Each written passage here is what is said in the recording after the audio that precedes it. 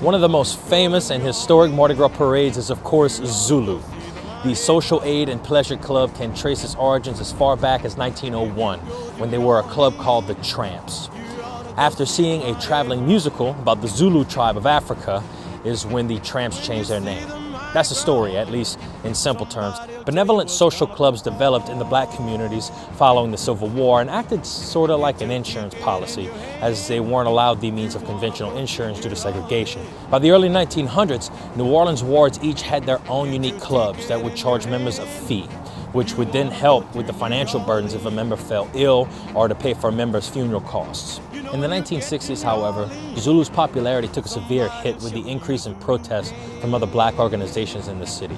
The belief being that the grass skirts and the blackface worn by the black men of Zulu was demeaning, and their membership decreased to only 16 men. The president of Zulu at the time was a man named James Russell, and he seems to be the reason that the crew stayed together and that they made it back into the mainstream. If you're lucky enough, you'll catch the signature throw of Zulu, and that is the golden nugget, a coconut. And some of them are painted in a beautiful array of colors, and it's one of the most sought after items in all of Mardi Gras.